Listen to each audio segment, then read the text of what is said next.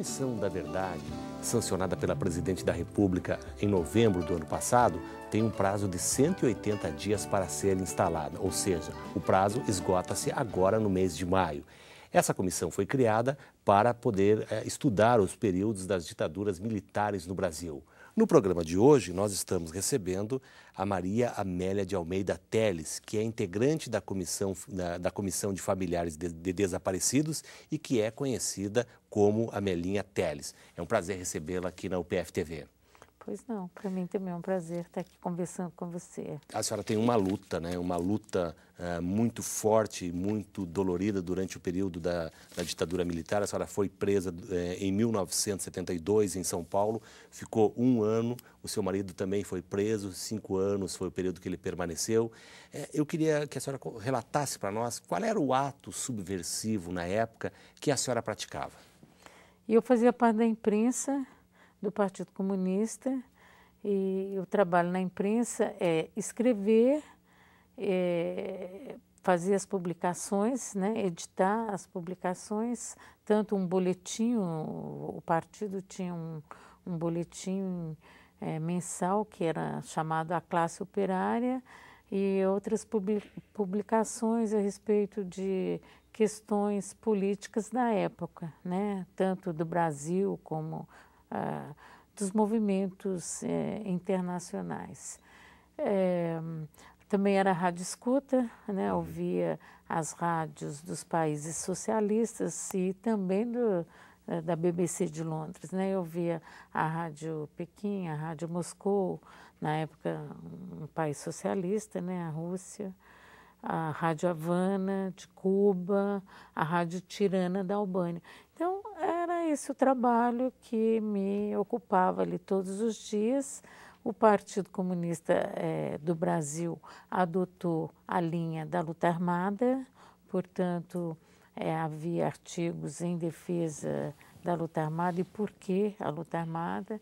O Partido Comunista foi o que organizou a guerrilha do Araguaia, né, que aconteceu no sul do Pará. Então, são essas atividades que eu estou envolvida em 1972, justamente o ano que o Exército invadiu, digamos assim, a área da guerrilha, né? Em 12 de abril de 1972, o Exército passou a perseguir os guerrilheiros, né? Bom, a senhora permaneceu 1 ano presa, a partir do momento que a senhora foi presa juntamente com o seu marido numa rua de São Paulo. As violências que a senhora sofreu, as torturas que a senhora sofreu durante esse período e que esteve presa? Então, eu vou ser presa no final do ano, desse ano de 1972, e aí as torturas que eu sofro, meu marido, são as torturas que eram submetidas às pessoas que lutavam contra a ditadura, né, de um modo geral. Não, eu vou ser presa junto com Carlos Nicolau Daniele, que é o dirigente comunista e que é o responsável pela imprensa. Quer dizer que era o dirigente, era o militante com o qual nós trabalhávamos diariamente. Nós vamos sendo... A tortura é um processo que começou logo na nossa prisão. A própria prisão não foi assim como uma prisão realmente legal. Foi um sequestro, nos pegaram, nos jogaram dentro de um carro, homens armados com metralhadoras, gritando que nós éramos terroristas, né? Quer dizer que a população que passava na rua achava que estava se tratando ali de terroristas, o que nós não éramos, né? E não somos. E a partir daí nos levaram para a Operação Bandeirantes. A Operação Bandeirante era o DOI-CODE, do 2º Exército, comandada pelo major, na época, Carlos Alberto Brilhante Ustra, hoje general da reserva, né? E cada um de nós... eu fui já torturada pelo próprio major, no pátio ainda da Operação Bandeirante, que me deu um tapa na cara e me jogou no chão, no pátio. E ali foi como se fosse o código, né? A linguagem ali é pega essa mulher e leva para a sala de tortura, porque aí eles me arrastaram para uma das salas e eu já comecei a ser torturada. Meu marido também já começou a ser torturado em outra sala. E o Carlos Nicolau Daniel, que era esse dirigente do Partido Comunista, também foi torturado em outra... Havia 3 salas de tortura dentro da Operação Bandeirantes que foram ocupadas por nós. Ela acontecia diariamente? A tortura, sim, não só diariamente, como todo o dia, todo o tempo, né? Essa tortura é contínua. O que a senhora foi submetida? São vários os tipos de tortura. Eu acho que a mais dolorosa para mim foi ver meus filhos sendo sequestrados e levados até a sala de tortura, onde eu estava numa cadeira de dragão, que é uma cadeira que você fica amarrada, tanto os braços quanto as pernas na cadeira. Ela é coberta de uma placa metálica e você está nua, né, porque o tempo todo a tortura, a primeira gesto do torturador é arrancar suas roupas e você está levando choque em todo o corpo, né? Eu levei choque em todo o corpo. É vagina, é ânus, é os seios, umbigo, os ouvidos, a boca. Eu só me lembro de não ter levado choque mesmo dentro dos olhos, né? E ao mesmo tempo sendo espancada com palmatória, que é um pedaço de madeira, né? Que tem furinhos. Esses furinhos são importantes para o torturador, porque ele bate com força com a palmatória e levanta. No que levanta, vai tirando sua pele. Então, você vai ficando com a pele como se passasse lixa. Você vai ficando todo esfolado, seu corpo. As pernas, as costas, enfim. Eu me lembro que meus filhos, que tinham 4 ou 5 anos, me viram naquele estado e meu marido entrou em coma, em estado de coma, no primeiro dia de tortura.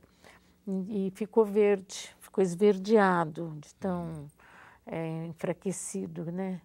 E meus filhos falavam: mãe, por que o pai ficou verde e você ficou azul? Aí que eu me dei conta de que a tortura tinha me feito mudar de cor, tanto a mim quanto ao meu marido. Este dirigente comunista, ele continuava sendo torturado de uma forma tão intensa, porque a gente ouvia os gritos, até que num determinado momento foi diminuindo seus gritos e ele foi morto na tortura. Eu cheguei a vê-lo nos seus últimos momentos, encostado na parede, praticamente nu. Ele, acho que em algum momento naquela tortura, ele tentou colocar as calças, você via que elas estavam no meio das pernas, e ele saía sangue pelo nariz, pela boca, pelos ouvidos. Ele foi arrebentado por dentro. Os seus filhos também, que foram sequestrados, também foram torturados, além de lhe ver nessa situação? Eu não os vi torturados, embora houvesse ameaça constante dos torturadores que não só iam... Eles chegaram a dizer que eles iam matá-los. Eles chegaram a dizer que a minha filha estava morta dentro de um caixão, que eu ia vê-la assim. Mas eu não os vi sendo torturados e eles, como eles eram muito crianças, eles nunca lembram de ter sido torturados. Eles lembram que hoje eles são adultos, né? Hoje já são estudiosos do tema, eles estudam a questão da verdade e da justiça, a questão da história. Minha filha é historiadora, meu filho é filósofo, e eles se lembram que, num determinado momento, eles foram retirados da Operação Bandeirantes e ficaram numa casa, que deve ser uma casa aparelho da repressão, porque ali eles ficaram dentro de um quarto, numa cama essas camas de lona, onde eles só saíam acompanhados de um homem para ir ao banheiro. Depois eles voltavam e eles, quando tinham fome, batiam na porta e o homem trazia sanduíche e guaraná. Isso que eles lembram, né? Então, a tortura física Eu não vi, mas a tortura emocional, a tortura psicológica, com certeza, a tortura moral, com certeza eles sofreram. Só de ver a mãe e o pai no estado que eles viram. Qual é a reação do torturador quando ele pratica esses atos? O torturador ele é muito preparado para praticar isso, para praticar tortura, a tortura praticamente eles justificam como sendo a necessidade de ter informação e eu acredito que também a necessidade de desmoralização, de intimidação, né, dos militantes e dos homens e mulheres. E eles estão muito preparados para isso, né? Isso aí, essa tortura que foi praticada naquela época e acredito que infelizmente ainda não foi erradicada no Brasil, ainda se continua praticando, é uma tortura, ali foi uma estratégia de Estado mesmo. Esse pessoal, né, nós éramos considerados inimigos da pátria e tem que ser eliminados ou tem que ser humilhados a ponto de nunca mais voltarem a pensar, a criticar, a raciocinar. Então, eles não perdiam a calma, eles não, ou às vezes eles ficavam nervosos, mas era quase que uma representação, você via uma representação teatral. Tanto é que eu me lembro de estar no pau de arara, pendurada como um frango no açougue, né? Que eu acho que é o quadro mais fácil de entender. Você vê um frango no açougue, é como pendurada ali naqueles ganchos, é como você vê uma pessoa no pau de arara. E eles tomavam Coca-Cola, tomavam sorvete, enquanto eles estavam ali me torturando, até jogavam Coca-Cola no meu nariz para eu sentir uma forma de afogamento, que eles fizeram muito isso, afogamento, espetavam agulhas nos meus pés como forma de me ameaçar, dizendo que estavam colocando o soro da verdade. Então, eles fizeram a tortura como era uma... Eu vi até torturador dizendo isso, que era a profissão deles, e eles são profissionais, né? E eles até falavam, teve um deles, que é o Mangabeira, ele chegou a falar para mim que aquilo, eles eram pagos para retroceder a história, para nos eliminar, retroceder na história. Quer dizer, eles tinham até consciência disso, é uma coisa absurda, mas eles tinham consciência do que estavam fazendo. A senhora integra, né, a Comissão de Familiares de Desaparecidos. No Brasil, houve sequestro de crianças e desaparecimentos de crianças, como aconteceu na Argentina. Eu gostaria que a senhora falasse sobre esse tema e outros que a gente vai continuar logo depois do intervalo no programa desta semana aqui na UPF TV. Nós voltamos em seguida.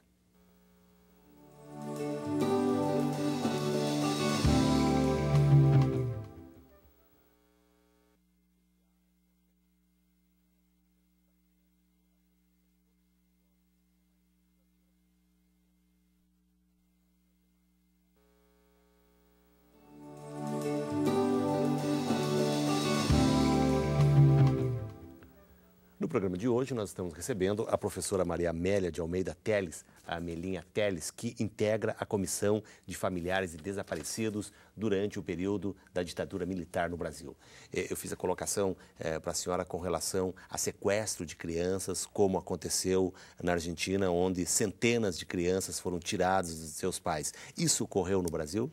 Olha, na verdade, o Brasil iniciou um processo de repressão truculenta que se estendeu para os demais países, né? O sequestro de crianças aqui no Brasil houve sequestro de crianças foram torturadas fisicamente, né? O que eu penso que não aconteceu com os meus filhos, mas com certeza aconteceu com outras crianças, que isso aí eu já tive a oportunidade, inclusive, de ouvi-las. Lá no Araguaia, havia guerrilheiras grávidas. Pelo menos é o que os camponeses de lá contam. Essas guerrilheiras foram para o cativeiro. Então, houve crianças nasceram em cativeiro no Brasil. E onde estão essas crianças? Pelo menos, há uns 2 anos atrás, ou quase 2 anos, a Folha de São Paulo, que é um jornal nacional, deu uma relação de 7 crianças que nasceram na região do Araguaia e que foram doadas pelos militares para outros militares ou para moradores da região. Nós sabemos de 2 casos, né? Essas crianças hoje não são mais crianças, né? São adultas, claro. são pessoas adultas. Um seria filho do Oswaldão, um guerrilheiro que muito conhecido na região do Araguaia.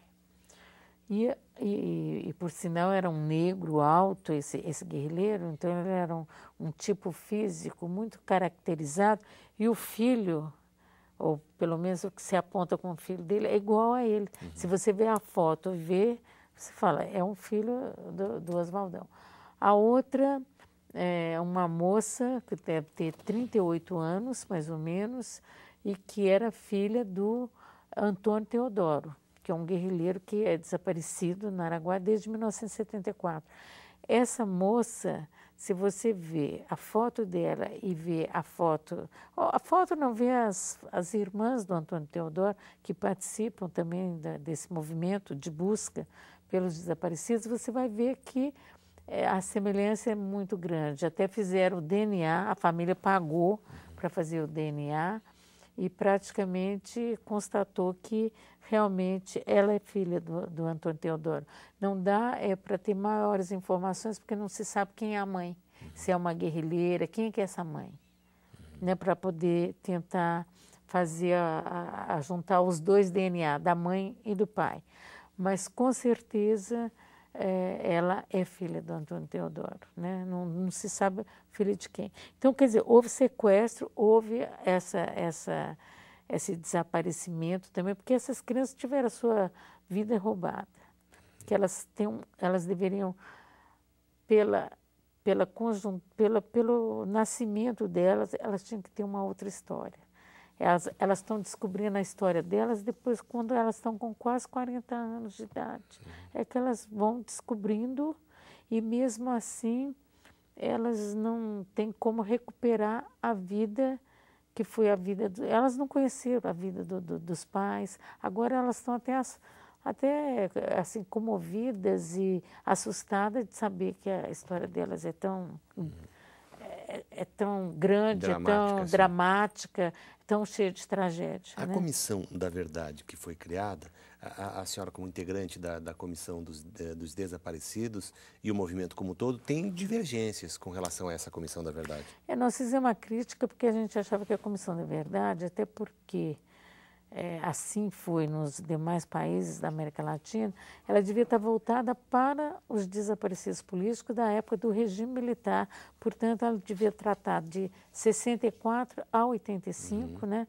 E não ter um período da história tão extenso como esta. Essa pega de 46... E, na verdade, ela não tem que pegar de 46. Se ela vai pegar a Era Vargas, tem que ser de 1937 até 1988. Tem o funcionamento de 2 anos, com 7 membros, quer dizer, praticamente você passar por cima da história, não é aprofundar num tema, né? Se o Brasil precisa de várias comissões da verdade, acredito que sim, mas essa Comissão da Verdade, que foi uma reivindicação dos familiares desde os anos 70, porque desde 79, quando há anistia, nós trouxemos para o cenário político a pergunta que não quer calar até hoje: onde estão os desaparecidos políticos? E os nossos princípios na ação sempre foram pautados pela verdade, pela justiça, que nós aprendemos com as madres da Praça de Maio. Foram elas que nos ensinaram essa luta, não é? E nós reivindicamos, tanto é que o Brasil vai fazer a Comissão da Verdade quando? Quando há uma sentença em andamento de condenação do Estado brasileiro porque não localizou os desaparecidos políticos. Isso foi uma resposta do governo brasileiro? Com certeza, uma tentativa de resposta, mas uma resposta ainda muito acanhada, muito tímida, muito pequena para o tamanho da condenação que o Brasil recebeu. O Brasil foi condenado pela OEA para localizar os desaparecidos políticos e esclarecer e apurar as responsabilidades e punir os responsáveis. A OEA não aceita a autoanistia. Pois é, diz que muito dinheiro já foi gasto nisso e até hoje o Brasil, a sentença ainda não foi cumprida, né? E até hoje não foram descobertos os corpos dos desaparecidos. Não, a execução da sentença, ela vem da sentença internacional, porque nós temos uma sentença interna e a externa, né? Nenhuma ainda foi executada.